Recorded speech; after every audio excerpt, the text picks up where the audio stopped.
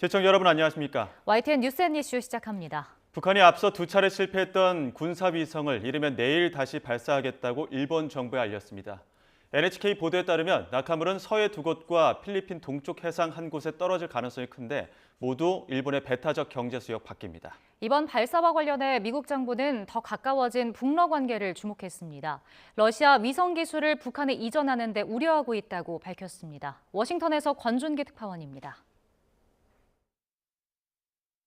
북한이 일본 해상보안청에 통보한 인공위성 발사 날짜는 22일부터 다음 달 1일 사이입니다. 지난 5월과 8월에 실패한 군사위성을 다시 쏘겠다는 겁니다. NHK는 위성 발사에 따른 낙하물이 서해 두 곳과 필리핀 동쪽 해상 한 곳에 떨어질 수 있다며 항행 경보와 함께 선박에 주의할 것을 당부했다고 보도했습니다. 또 북한이 통보한 위험구역이 지난 8월과 같다며 오키나와현 상공을 통과할 것으로 보인다고 전했습니다. 기시다 후미오 총리는 북한이 위성을 쏠 경우 정보 수집과 분석에 만전을 기할 것을 관계부처에 강조했습니다. 또 한국, 미국 등과 협력해 북한의 발사 계획을 중지하도록 요구할 것도 지시했습니다. 미국 정부는 이번 위성 발사가 북한과 러시아 관계가 가까워진 뒤라는 점을 주목했습니다. 러시아가 북한과의 무기 거래를 대가로 위성 기술을 북한에 제공했을 가능성이 있다고 본 겁니다. 국무부는 러시아가 북한에 군사 기술을 넘기는 건 유엔 안보리 결의 위반이라고 지적했습니다. Our position is very clear, which is that Russia should not supply North Korea with technology that would violate United Nations Security Council resolutions.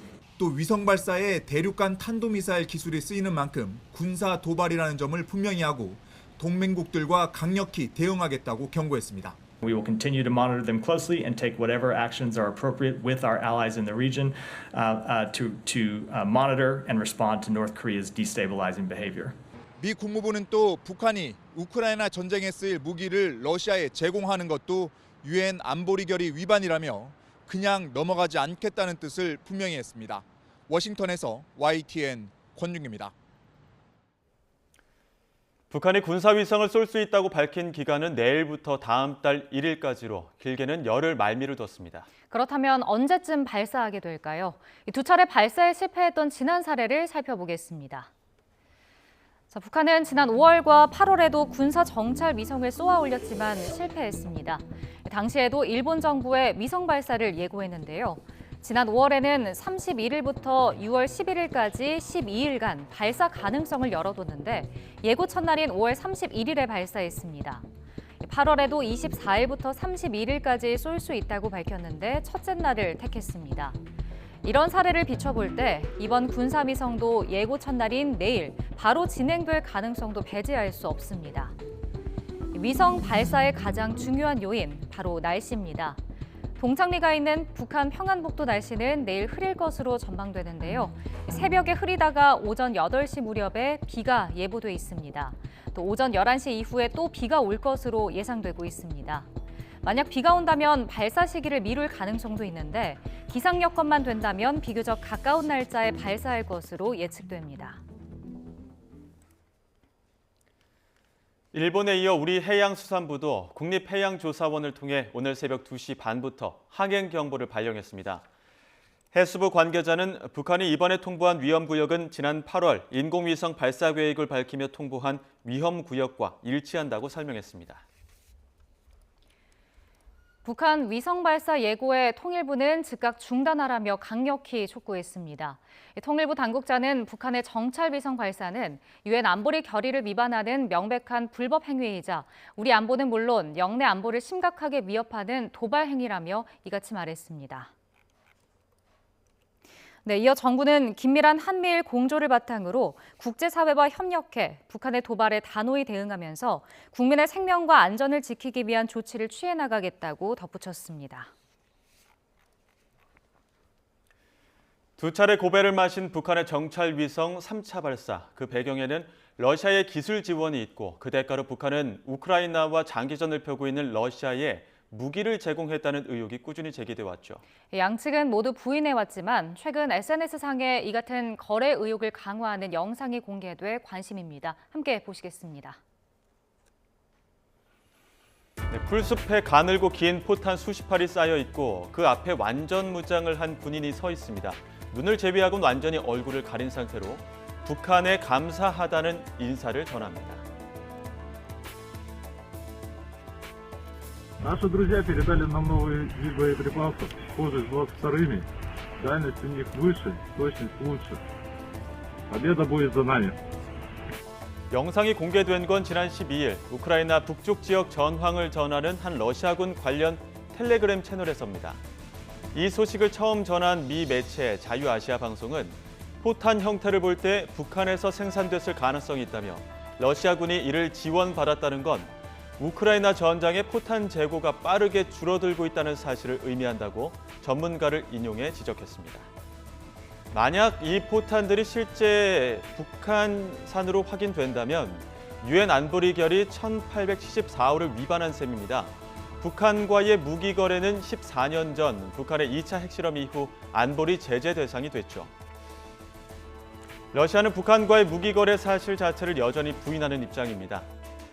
하지만 전문가들은 위성사진 분석 등을 통해 북러 간 무기 거래 가능성을 꾸준히 제기해 왔는데요. 만약 여기에 더해 북한이 이번 3차 정찰 위성 발사에 성공한다면 무기 지원 대가로 기술 이전 가능성에 더욱 무게가 실릴 전망입니다.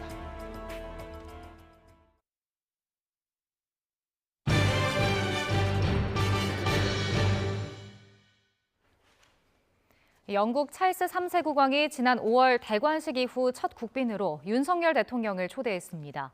우리 정상 세 번째로 영국을 국빈 방문하는 윤 대통령은 최고의 예우를 받을 것으로 보입니다.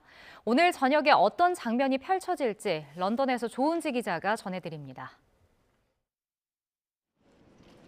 10년 전 박근혜 전 대통령 국빈 방문 때입니다. 근위대 사열로 시작된 영국 왕실의 의전. 존경의 뜻을 담은 예포 41발이 발사되고 박 전 대통령은 엘리자베스 2세 여왕과 함께 백마 6마리가 이끄는 황금마차를 타고 1.6km 떨어진 버킹엄 궁으로 이동합니다. 하이라이트는 국빈 만찬, 바다송어의 칠면조 구이 등 여왕이 직접 점검한 메뉴를 곁들여 둘은 3시간 초밀착 행보를 보였습니다. The creative attributes of our two countries can be brought together to unlock innovation here and there. 우리 정상 가운데 수교 120년 만에 첫 영국 국빈이었던 노무현 전 대통령도 최고 예우를 받았습니다. 공식 환영식장인 호스가지 광장에서 역시 의장대 사열을 했고 여왕과 마차를 타고 궁까지 달렸고 성대한 국빈 만찬에 최고 등급의 바스 대십자 훈장도 받았습니다.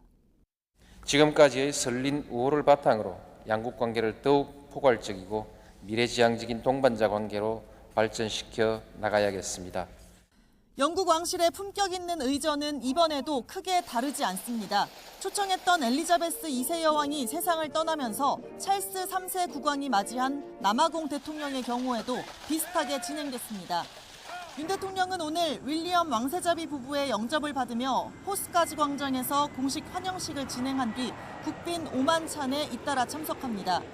왕실 전통인 흰색 보타이 연미복을 입고 훈장도 받을 예정입니다.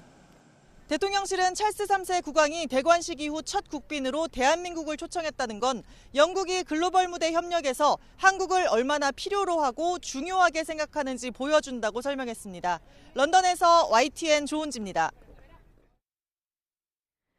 윤석열 대통령이 영국 국빈 방문 기간 수교 140주년을 기념해 양국 관계를 글로벌 전략적 동반자로 격산하는 내용의 다운인가 합의를 채택할 예정입니다.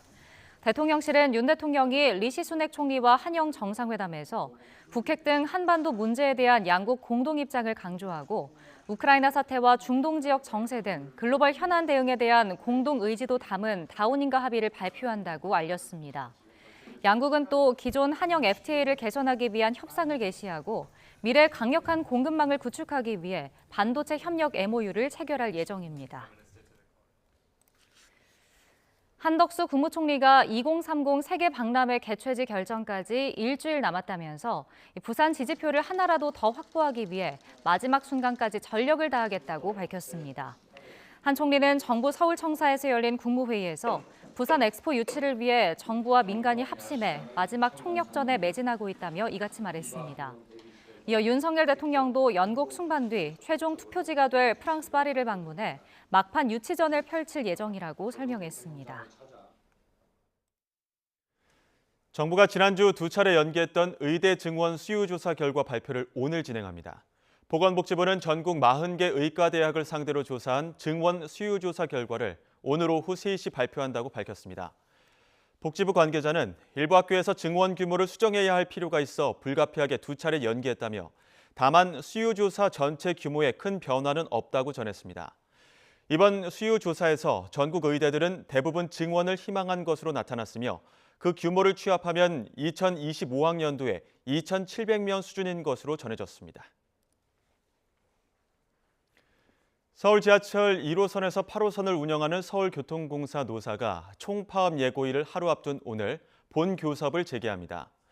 민주노총과 한국노총 소속 노조원들이 참여하는 노조연합교섭단은 오늘 오후 4시 서울교통공사에서 사측과 4차 본교섭을 시작합니다.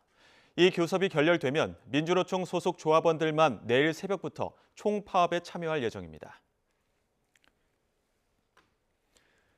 국민의힘은 더불어민주당이 내년도 예산안 심사 과정에서 정부가 책정한 예산을 삭감하고 야당이 추진하는 정책 예산만 늘리며 다수당의 횡포를 부리고 있다고 비판했습니다. 윤재욱 원내대표는 오늘 원내대책회의에서 야당이 다수 의석을 무기로 헌법에서 규정한 정부 예산 편성권을 정면으로 부정하고 자신들에게 예산 편성권이 있는 것처럼 행동한다고 지적했습니다. 더불어민주당 홍익표 원내대표는 윤석열 정부의 총체적 엉터리 예산안에는 원칙과 기준이 보이지 않는다며 초부자 감세와 긴축 재정 기조를 고집하지 말라고 요구했습니다. 홍 원내대표는 오늘 원내대책회의에서 정부 여당이 민생을 위한 예산을 삭감하고 야당이 이를 바로잡는 뒤바뀐 상황이 계속해서 연출되고 있다며 이같이 말했습니다. 인요한 위원장이 이끄는 국민의힘 혁신위원회가 대전을 찾아 탈당 임박 관측이 나오는 민주당 이상민 의원을 만납니다. 외부 활동이 잦아지면서 총선 출마설이 힘을 받고 있는 한동훈 법무부 장관도 대전을 방문합니다. 취재기자 연결합니다. 임성재 기자. 네, 국회입니다. 여당 혁신위를 상대로 야당 의원이 이례적으로 강연을 진행한다는 점에서 주목받는 일정인데 어떤 얘기들이 오갈까요? 국민의힘 혁신위원회는 오늘 오후 대전 카이스트를 찾습니다. 이 자리에서 이 탈당을 넘어 국민의힘 입당 가능성까지 시사한 민주당 내 비명계 이상민 의원의 강연을 듣습니다. 어제 김기현 대표가 슈퍼 빅텐트, 즉 초당적 연대 가능성을 내비친 상황에서 이뤄지는 만남이라 그 자체로 주목받고 있습니다. 여기에 현재 신당을 창당한 양향자 한국의 희망 대표의 합류 가능성까지 거론되며 이 관련 논의가 속도를 낼지 관심입니다. 다만 이상민 의원은 오늘 아침 라디오 인터뷰에서 오늘 만남에서 국민의힘 입당 제안이 이뤄질 가능성에는 선을 그었습니다. 이런 가운데 총선 등판설에 힘이 실리고 있는 한동훈 법무부 장관도 이 혁신위가 찾는 대전 카이스트를 방문합니다. 지난 대구 방문에 이어 이른바 광폭 행보를 이어가는 건데 오는 금요일엔 울산도 찾을 예정이라 그 배경에 관심이 쏠리고 있습니다. 이 당 핵심 관계자는 YTN과 통화에서 이 당과 교감 아래 한 장관의 활동이 이뤄지는 것 아니겠냐고 설명했습니다. 한동훈 장관은 대구 방문에서도 보셨지만 네. 국민적 기대, 또 관심, 이런 인지도가 있어서 네. 결국은 총선에서 역할을 한다면 네. 훨씬 더 큰 비중의 역할을 맡기는 것을 당 지도부도 검토할 것으로 생각을 합니다. 또 다른 현역 장관인 원희룡 국토교통부 장관은 민주당 이재명 대표의 지역구인 인천 계양을로 출마할 수 있다는 관측이 나오면서 이 윤석열 정부의 스타 장관 차출론이 이 정치권의 화두로 떠오르는 모습입니다. 네, 총선 관련해서 여당 움직임이 속도를 내는 분위기인데 야당 상황은 어떻습니까? 민주당에선 이른바 비명계 의원들의 세력화 움직임이 주목받고 있습니다. 이낙연 전 대표도 최근 언론 인터뷰를 통해 이재명 대표 사법 리스크를 지적했는데 이 비주류 모임에 힘을 실었다는 해석이 나옵니다. 다만 현역 의원 평가가 아직 마무리되지 않은 상황이라 이 갈등이 본격화된 건 아니라는 게 정치권의 중론입니다. 이 공천 탈락자 등이 나올 경우 그때부터 계파 갈등의 골이 더 깊어질 수 있다는 전망입니다. 당내에 여러 목소리가 있는 게 당연한 거고요. 당내 이슈를 제기하시는 것도 좋지만 좀 뭔가 우리 야당이 역할을 하는 데 있어서 필요한 현안 같은 것들 이런 것들도 거론해 줬으면 좋겠다는 취지로 인터뷰를 하시던데 저도 약간 그 정도의 느낌이에요. 민주당은 내년 총선을 앞두고 민생 이슈 등에서 여당에 밀렸다는 평가를 적지 않게 받고 있는데요. 이에 민주당은 양평고속도로 국정조사와 이동관 방송통신위원장 탄핵 등 쟁점 현안을 강조하며 이 존재감 부각에 나서는 모습입니다. 특히 이 위원장 탄핵과 관련해선 이미 예정된 오는 23일에 이어 다음 날인 24일에도 본회의를 열어달라고 김진표 국회의장에 요청한 것으로 파악됐습니다. 탄핵안 처리를 위해선 최소 이틀 연속 본회의가 잡혀야 하기 때문입니다. 김용민, 민영배 의원 등 이 당내 강경파를 중심으로 이 대통령 탄핵 주장까지 거론하면서 이 지지층 결집을 위한 선명성 경쟁에 돌입한 기류도 감지되고 있습니다. 이에 대해 민주당 윤영덕 원내대변인은 개별 발언을 통제할 수 없지만 논란이 될 수 있는 발언은 자제했으면 하는 바람이라고 밝혔습니다. 지금까지 국회에서 YTN 임성재입니다.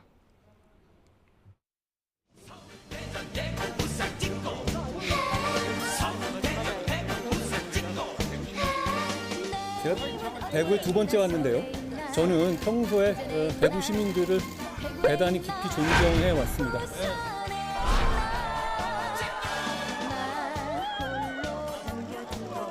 와우.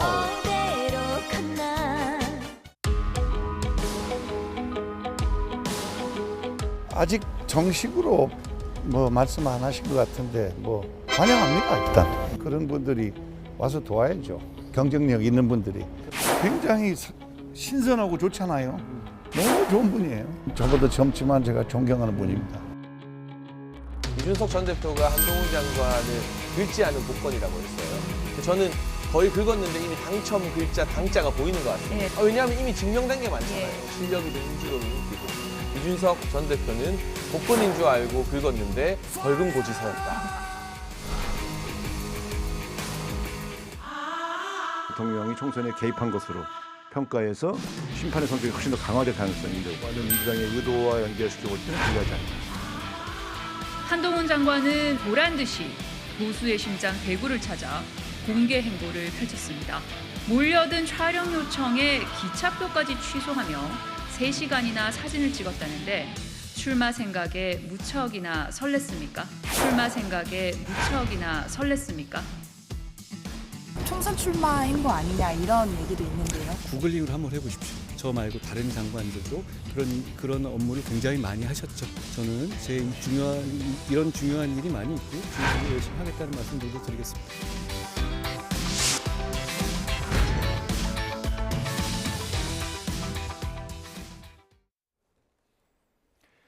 네, 오늘의 정치권 이슈 국민의힘 성일종 의원, 더불어민주당 김성환 의원과 이야기 나눠보겠습니다. 어서 오십시오.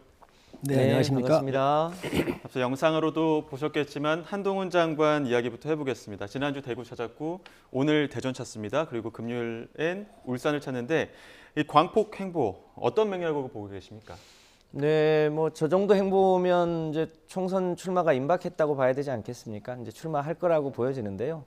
큰 맥락에서 보면 대한민국이 군사 독재 시절이 있었습니다. 그거를 김영삼 대통령이 이제 하나의 척결로 이제 군사 독재 시대가 마무리가 됐는데 이제 소위 이제 권력의 충견 역할을 했던 검사들이 윤석열 대통령을 정점으로 해서 소위 이제 검사 정부라는 걸 처음으로 만드는 거 아닙니까? 그러니까 윤석열 검사 정부 시즌 1이 있었고 그 검사 정부를 계속 연장하려면 그 후계자가 있어야 하는 거잖아요. 이제 그런 면에서 이제 한동훈 장관의 총선 출마는 일종의 윤석열 검사 정부 시즌 2, 그러니까 검사 정부의 연장선에서 그 맥락을 봐야 전체 흐름을 알 수 있다 이렇게 판단하고 있습니다. 시즌 2라고 말씀하셨는데 민주당이 참 활력이가 없으니까 검사 독재, 검사 정부 이런 논리를 가지고 나와요. 좋습니다. 그러면 검사 정부, 검사 정권을 누가 만들었습니까? 민주당이 만들어준 거예요, 국민들한테. 아니 공정과 정의를 다 파괴하고 있으니까 윤석열 전 검찰총장 찍어내기를 했던 거 아닙니까? 그래서 이건 아니고 국가가 허물고 무너지니까 또 부당한 걸 하라고 그러니까 윤석열 검찰총장이 저항을 한 거 아닙니까? 그 저항을 하도록 누가 만들었지요? 민주당 정부에서 만들었던 거예요.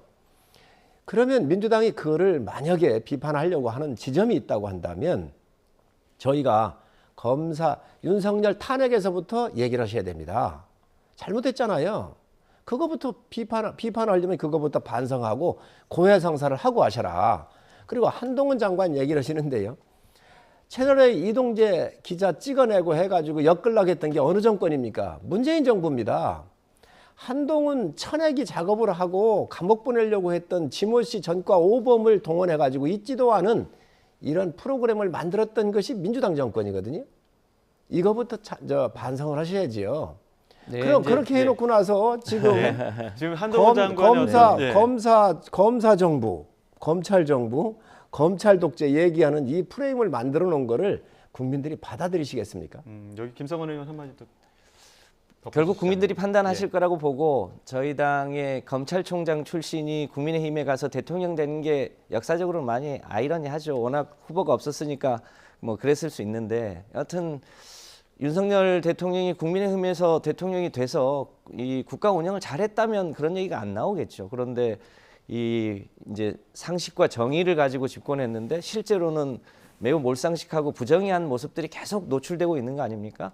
자기 부인과 친척에 대해서는 솜털만큼도 건드리지 않고 야당 대표는 2년간 뭐 수백 차례의 압수수색을 해가면서 매우 불공정하다. 민생과 경제는 돌보지 않고 뭐 초부자 감세나 네. 이런 것을 하면서 국민들이 이 심정적으로 이 검사들이 이 대통령을 하는 건 안 되겠구나 이런 심리가 굉장히 강해져 있는 차에 그 여러 가지 이제 비리들이 있을 수 있습니다. 근데 그거를 감추려면 아무래도 검사 출신이 또 대통령이 되는 게 유리하겠다고 아마 판단한 거 아닌가 싶습니다. 이제 그런 차원에서 한동훈 장관의 행보들이 좀 커지는 거 아니냐. 이것도 제가 반론 제기하고 싶은데요.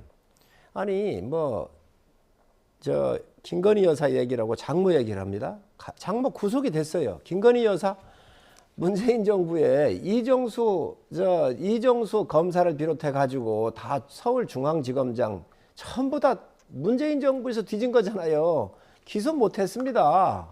자기들 정권에서도 그렇게 뒤져가지고 어떻게 하든 윤석열 검찰총장을 허다하다 안 되니 부인까지 정말 탈탈 털은 게 문재인 정부의 검찰입니다.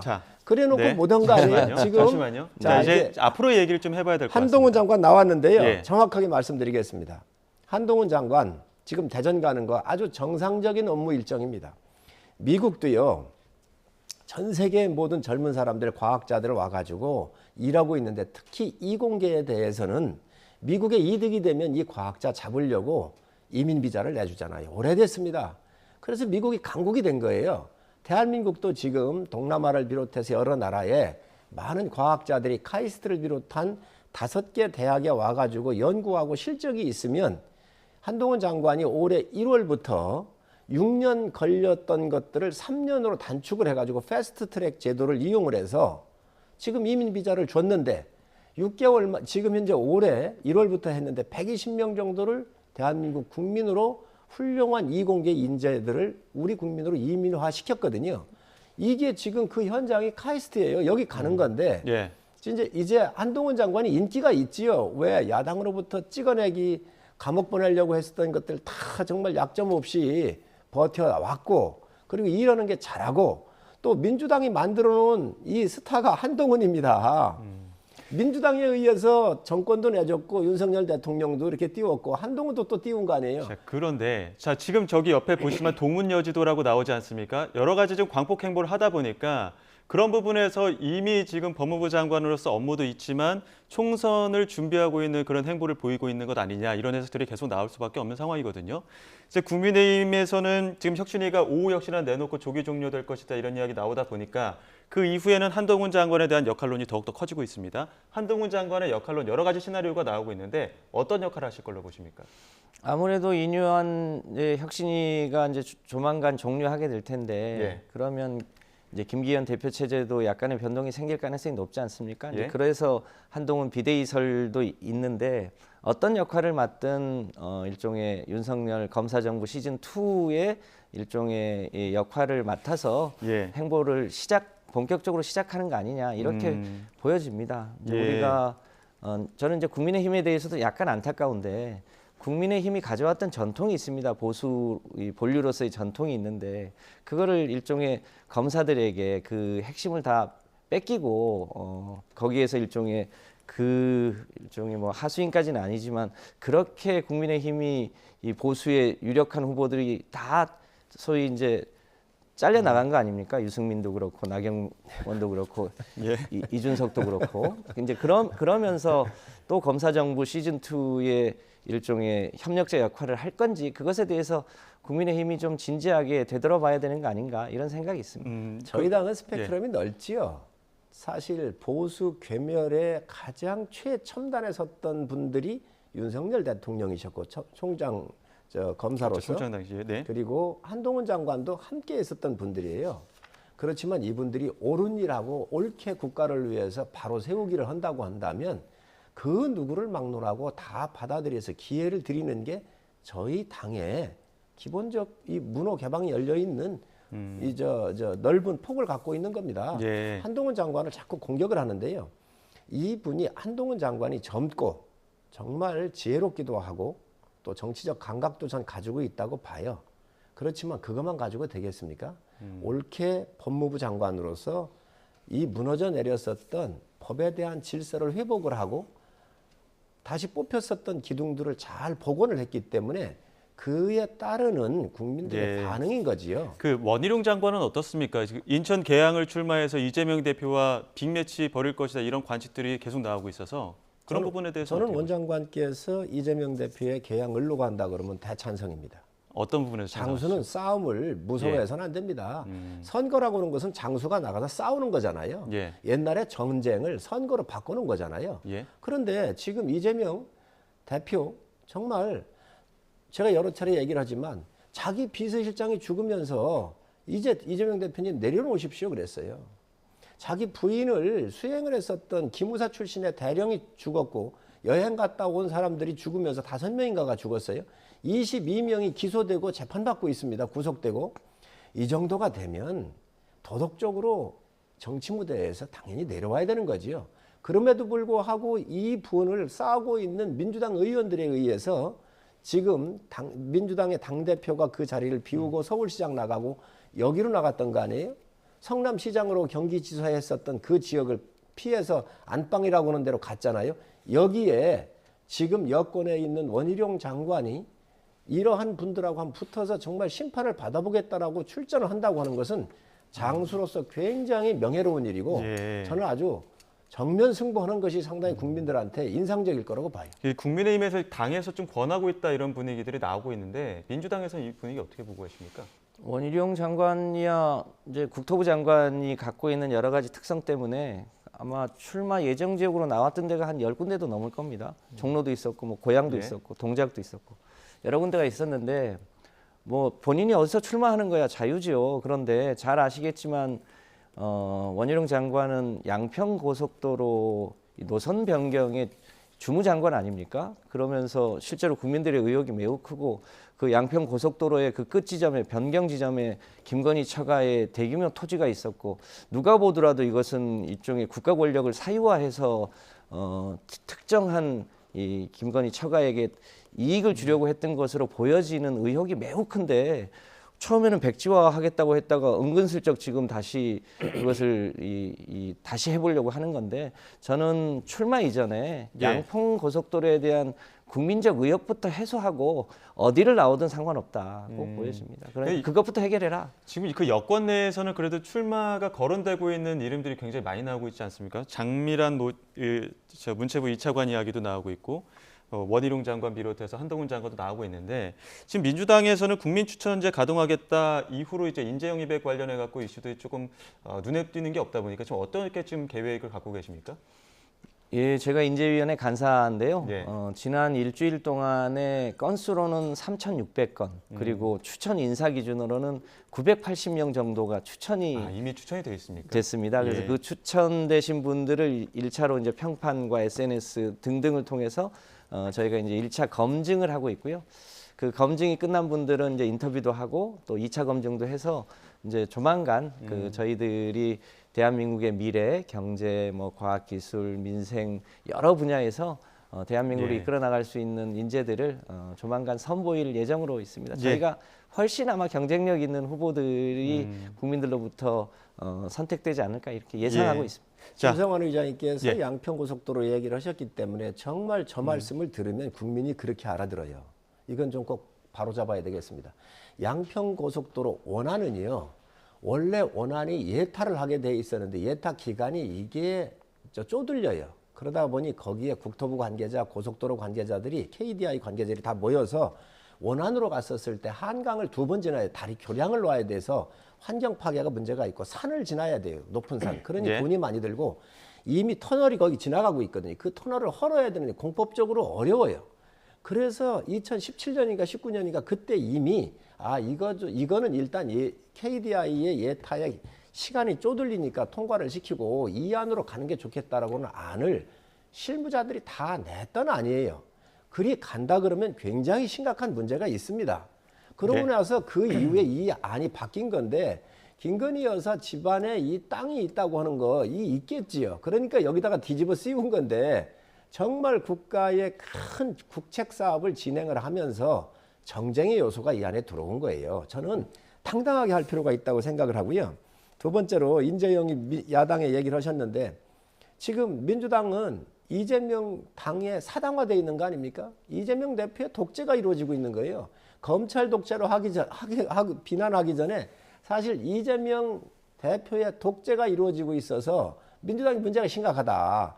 그러니 여기에 아무리 인재 영입을 한들 미이재명 체제를 굳히기 위한 인재 영입이지 대한민국 미래 세대를 준비하기 위한 인재 영입이 과연 될 수 있겠나. 저는 거기에 의문을 가지고 있습니다. 뚜껑을 열어보면 알겠습니다만 이제 그래서 양평고속도로 같은 경우는 여당의 주장이 있을 수도 있습니다. 그래서 국민들이 지난번 국정감사 때 여러 가지 의혹들이 현실화되는 걸 다 보셨지 않습니까?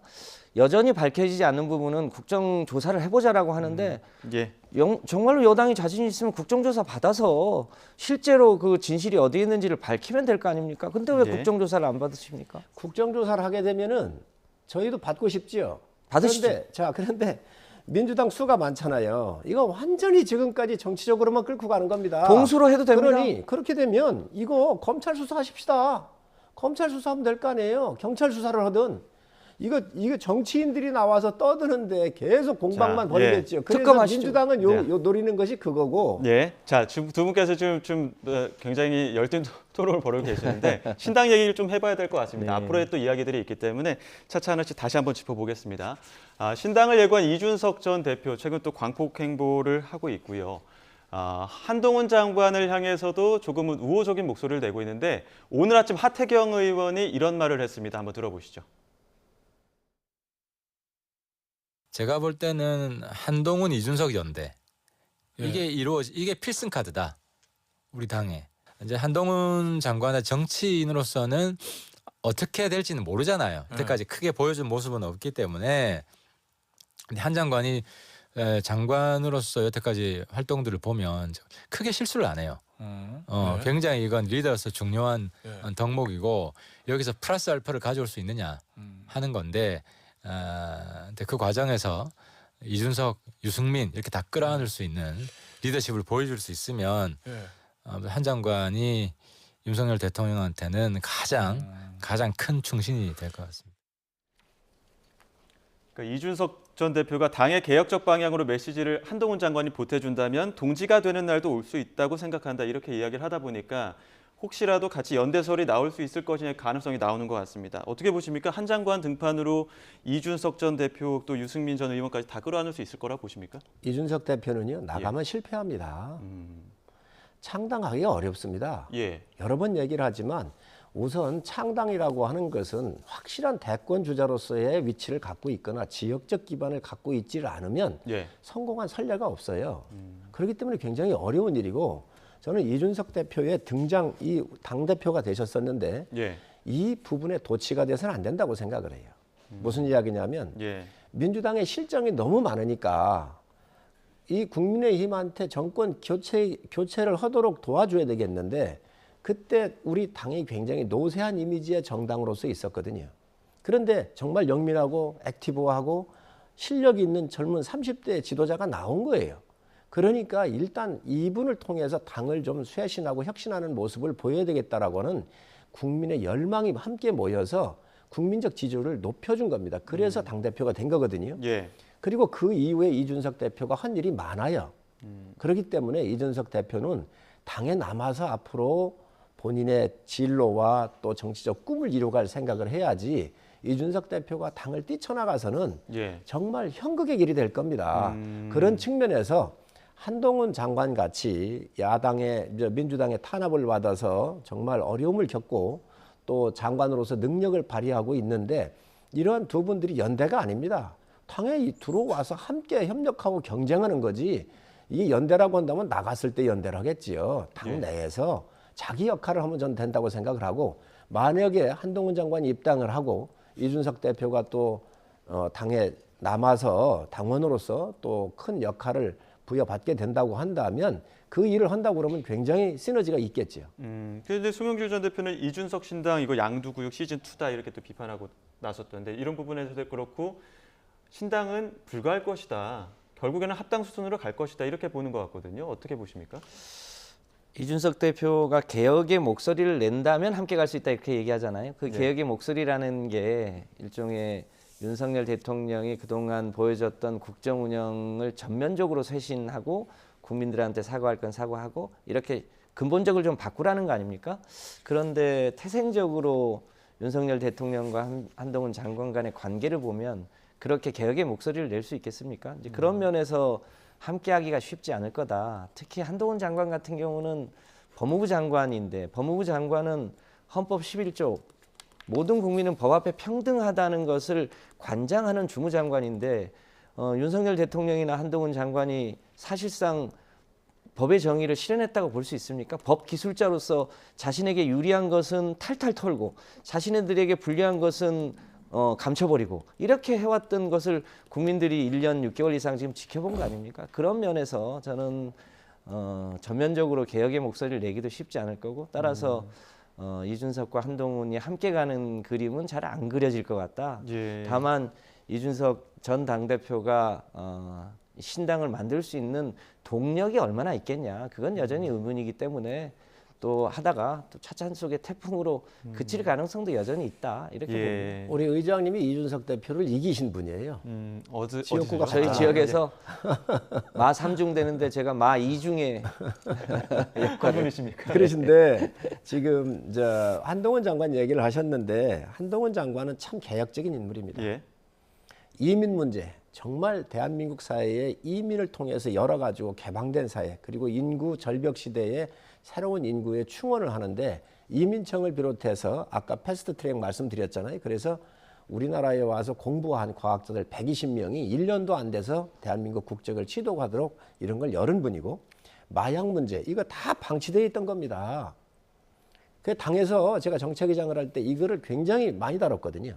그런데 이거를 다 받아서 기술적으로 정말 촘촘히 우리 청소년들이나 우리 국민들이 마약에 중독되지 않도록 이러한 개혁적인 일을 많이 했고 예. 성범죄 문제 같은 경우 한동훈 장관이 굉장히 여성 친화적으로 보호해야 되는 이런 측면에서 일을 정말 많이 했어요.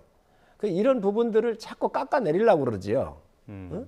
그런데 정말 한동훈 장관이야말로 개혁적인 법무부 장관으로서 참 일을 많이 했다 이런 평가를 드릴 수 있습니다. 그 김기현 대표 슈퍼 빅텐트 치겠다 이야기하면서 외연 확대 시동 거는 모습 보였었는데 오늘 또 이상민 이상민 의원 오늘 만나기도 하고요. 또 양양자 의원도 좀 러브콜을 보내고 있다 이런 이야기 나와서 이런 부분에서 슈퍼 빅텐트 어느 정도까지 외연 확장이 가능하다고 보십니까? 그렇게 국민들께서 보시면 됩니다. 보수 개멸이 아까도 말씀드렸지만 보수 개멸이 앞장섰던 윤석열 후보도 총장도 우리 당의 종갓집에 장손으로 입양해온 당이 저희 당입니다. 그런데 양양자 의원이든 또 양양자 의원 같은 굉장히 합리적인 분이에요. 예. 반도체 전문가고 제가 정책위장을 할 때 우리 반도체 특위위원장으로 제가 모셔왔어요. 그런 일을 했었고 또 이상민 의원 요즘에 정말로 상식적으로 민주당의 개혁을 위해서 정말 이게 사당화되어 있는 당에 대해서 쓴소리와 여러 가지 역할을 많이 하고 계시잖아요. 그러다가 여기에 절벽이 있어서 새로운 정치의 지평이 우리 당에 필요하다 그러면 아니 윤석열 후보도 당시에 우리가 모셔왔는데 못 모실 일이 뭐가 있습니까? 대한민국 발전을 위해선 그 누구든 함께할 수 있는 정당이 저희 당입니다. 그리고 그런 분들이 와서 꿈을 이뤘어요. 대통령이 되고 법무부 장관 되고 다 됐거든요. 저희 당에는 어떤 벽 같은 게 계파가 없습니다. 민주당처럼 이게 부패한 586 운동권의 세력들이 계보로 있어가지고 움직이는 정당하고는 완전히 틀리니까 국민들께 다 열어드릴 테니까 어느 누구든 오십시오. 예, 김기현 대표 어제 그 슈퍼 빅텐트 이야기하면서 민주당 내 소수 목소리도 유익 있게 보고 있다 이런 이야기도 해서 혹시라도 추가로 뭐 영입 대상을 바라보고 있는 그런 목소리는 아닌가 싶은데 어떻습니까? 네, 이상민 의원 같은 경우는 참 안타까운데 이제 그분의 과거 전력을 보면 열린우리당으로 왔다가 경선에 탈락하시니까 자유선진당으로 옮겼거든요. 또 자유선진당이 좀 쪼그라들고 민주당이 다시 국민의 지지를 받으니까 또 그쪽으로 옮겨서 이제 저희 당에 함께 하셨는데 지금 이제 본인이 자기 지역에서 경선을 치르면 일종의 예선을 통과하기조차 어려울 정도로 민심을 잃었거든요. 그러다 보니까 또 일종의 철새처럼 이당 저당 기웃거리는 모습들을 우리 국민들하고 그 대전의 유성 지역의 유권자들이 다 지켜보고 계십니다. 저는 결코 어디로 움직이든 환영받지 못할 거다 이렇게 보고요. 뭐 김기현 대표가 슈퍼 빅텐트 얘기하는데 빅텐트를 하려면 우선 국민의 민심부터 사야 되는 거 아닙니까? 그러면 국정운영 기조부터 바꿔야 되는데 정작 국정운영 기조를 바꿀 생각은 안 하고 그런 일종의 다른 방식으로 일종의 이제 시각 돌리기 뭐 이렇게 하고 있는데 그런 방식으로는 결코 성공하기 어려울 거다 이렇게 판단합니다. 그 당내 그 이낙연 전 대표 그 움직임은 어떻게 보겠습니까? 지금 주말 동안에는 그 대표의 사법 문제가 민주당 옥죄고 있다, 도덕적 감수성이 퇴화했다 이런 이야기도 했었는데 또 어제 그제 언론 인터뷰 통해서는 확인이 된 바로는 그 전우들의 시체 위에서 응원가를 부를 수 없다 이런 이야기를 해서요. 네. 결국은 이제 민심이 판단해 줄 텐데요. 이낙연 전 총리님은 우리 당의 대표도 지내시고 지난번에 유력한 대선 후보셨지 않습니까? 그 후의 행보에 대해서는 뭐 이제 우리 국민들이나 당원들이 평가하실 텐데 지금은 우리 당이 이 윤석열 이제 검사 독재 정부에 맞서서 똘똘 뭉쳐서 힘을 더 키워야 될 그러니까 모두가 더 하나로 해서 거대한 장벽을 함께 넘어가야 될 시기라고 보여집니다. 그런 면에서 보면 이 당의 이 작은 차이를 이렇게 확대한다든지 이런 흐름은 썩 당원들로부터 동의를 받기 쉽지 않을 거다. 지금은 모두가 힘을 합해서 일종의 윤석열 정부의 여러 가지 전행과 횡포에 맞서서 총선이라고 하는 그런 계기를 통해서 이 일종의 민심이 얼마나 무서운지 회초리를 같이 맞들고 윤석열 정부 매를 때려야 될 시기 아니겠습니까? 이제 그런 면에서 더 당내 작은 차이보다는 함께하기 위한 노력을 함께했으면 좋겠다 이렇게 판단하고 있습니다. 윤석열 정부의 횡포이고 검찰 독재라고 공격을 하는데요. 우리 국민들께서 판단하실 거예요. 무슨 판단할 거냐면 지금 이재명 대표를 수사해온 거 아니에요? 그리고 기소가 되어 있고 다 그런데 이 사건들이 저희가 한 게 아닙니다. 민주당 정부 시절에 민주당의 경선 과정에서 나왔었던 것들이고 민주당 정부 검찰에서 수사를 하다가 다 증거인멸 기회를 줬고 덮으려고 했던 것들이에요. 그랬던 사건들을 정권이 바뀌어서 이 사건을 매듭을 해야 되는데 너무 오래 걸렸죠. 왜? 다 증거인멸을 하고 방치를 하고 덮으려고 했었기 때문에 그런데 이거를 갖다가 수사한다 그래가지고 뭐 몇백 회 있다고 그러는데 몇백 회 압수수색도 아닙니다.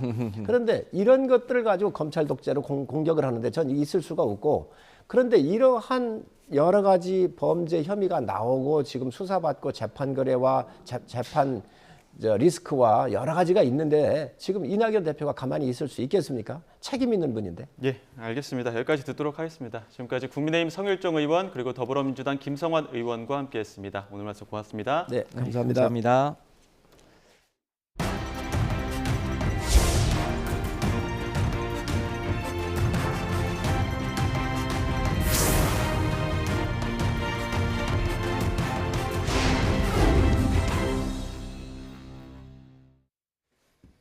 네, 올해 3분기 가계빚이 또 늘었습니다. 특히 주택 매매 관련 자금 수요로 인해 주택담보대출은 다시 역대 최대치를 갈아치웠습니다.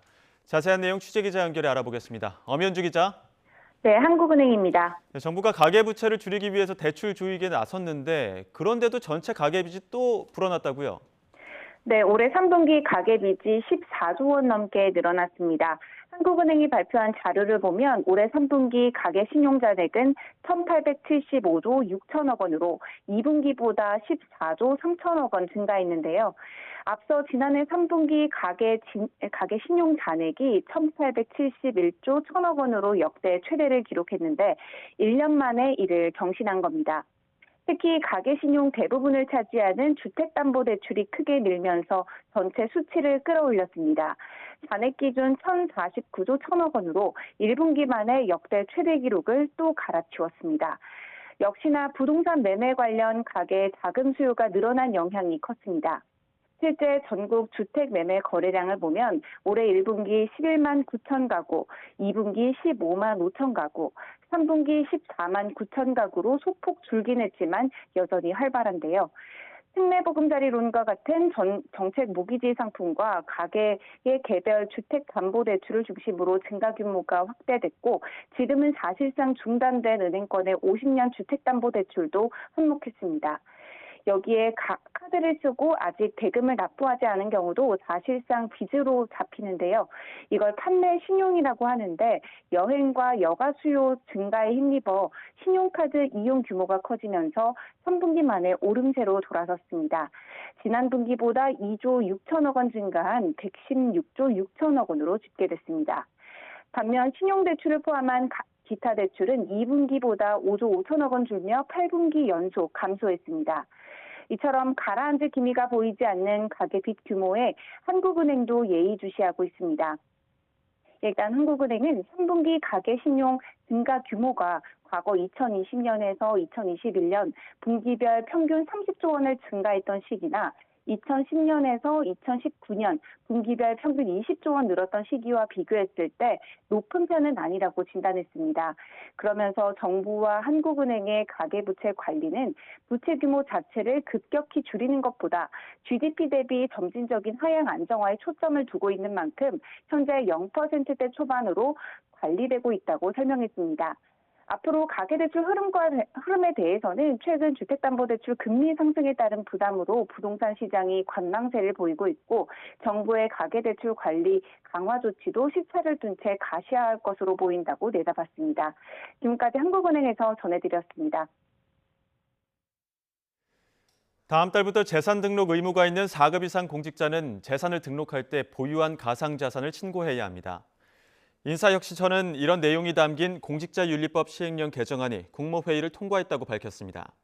재산 등록 의무자인 4급 이상 공직자는 다음 달부터 재산 등록 시 보유한 가상자산의 종류와 수량, 가액을 구체적으로 명시해 신고해야 하고 1급 이상 공직자는 가상자산 거래 내역은 물론 취득 경위도 제출해야 합니다. 마약을 투약한 채 운전하다가 접촉사고를 낸 여성이 경찰에 붙잡혔습니다. 화면 함께 보시겠습니다.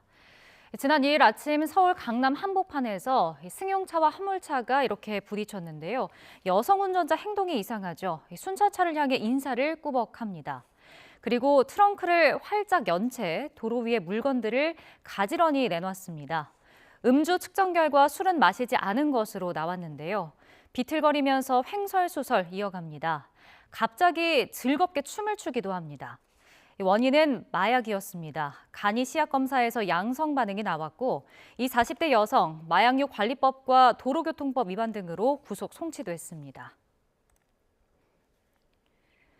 수십 년간 환경보전과 개발 논리가 첨예하게 맞섰던 설악산 오색 케이블카 사업이 우여곡절 끝에 첫 삽을 떴습니다. 주민들은 지역 경제 활성화를 기대하며 반겼지만 환경단체들은 법적 대응을 예고하는 등 강하게 반발하고 있습니다. 보도에 송세혁 기자입니다. 설악산 오색에서 해발 1,430m 끝천까지 3.3km를 연결하는 오색 케이블카 사업. 8인승 곤돌라 53대가 운영되고 편도로 15분 정도 걸립니다.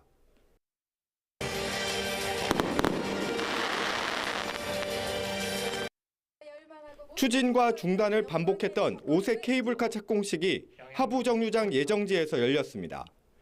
첫 사업 계획 수립 이후 41년 만입니다. 착공을 손꼽아 기다렸던 주민들은 침체한 오색지구 부활을 기대하며 크게 반겼습니다. 41년간의 꿈이 이루어지는 오늘 첫날인데요. 주민들은 이 오색지구가 굉장히 부활할 거라 이렇게 생각을 하면서 사업비 1,172억 원은 착공을 앞당기기 위해 국비 지원 없이 양양군과 강원도가 나눠 부담하기로 했습니다. 계획대로라면 내년 3월쯤 본공사에 들어가고 2026년 초 상업 운영이 시작될 것으로 보입니다. 하지만 환경단체들은 반대 시위를 벌이며 강하게 반발했습니다. 케이블카 중단하라! 국내 최고 보전 가치를 가진 설악산 생태계가 파괴되고 케이블카 경제성도 부풀려져 적자 운영이 불가피하다는 겁니다. 양양군의 전체 예산의 4분의 1을 여기에 쏟아 부으면서 과연 그런 어떤 이득을 창출할 수 있겠는가? 없습니다. 오직 산만 망칠 뿐이죠. 설악산 개발 빗장이 풀리면서 지리산과 속리산 등 다른 국립공원 케이블카 사업 허가 요구도 거세질 전망입니다. 환경단체들은 환경 영향과 경제성 부실 평가를 이유로 사업 허가 취소 소송을 청구하기로 하는 등 반대 운동 수위를 높여 나갈 예정이어서 공사 과정에서 상당한 진통이 예상됩니다. YTN 송세혁입니다. 그룹 스트레이키즈가 새 미니 음반 락스타 타이틀곡 락으로 미국 빌보드 메인 싱글 차트 핫백에 처음 진입했습니다. 빌보드 차트 공식 SNS에는 이 노래가 이번 주 핫백 차트에 90위로 처음 등장했다고 밝혔습니다. 스트레이키즈로서는 첫 빌보드 핫백 차트 진입이고 K-팝 보이그룹을 통틀어서는 방탄소년단에 이어 두 번째입니다.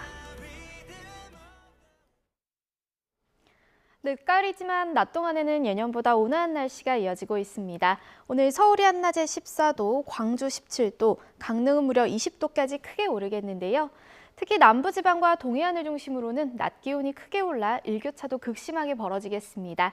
시간대에 맞는 옷차림으로 체온 조절 잘해주시기 바랍니다. 동해안 지역은 온화한 서풍이 태백산맥을 넘으면서 고온 건조해지고 있습니다. 영동과 경북 북동부에 건조주의보가 발효 중입니다. 야외 활동하신다면 산불 등 화재가 발생하지 않도록 각별히 유의하시기 바랍니다. 오늘 전국이 대체로 맑고 대기질도 양호합니다. 오늘 낮 기온은 어제보다 2에서 5도가량 높겠습니다. 서울 14도, 대전 16도, 부산 18도까지 오르겠습니다. 내일 밤 사이에는 중부와 전북에 추위를 부르는 비가 내리겠고요. 금요일에는 영하권 추위 속에 충남과 호남, 제주도에 비나 눈이 내릴 전망입니다. 날씨였습니다. 이어서 뉴스앤이슈 2부가 방송됩니다. 저희는 잠시 뒤에 돌아오겠습니다.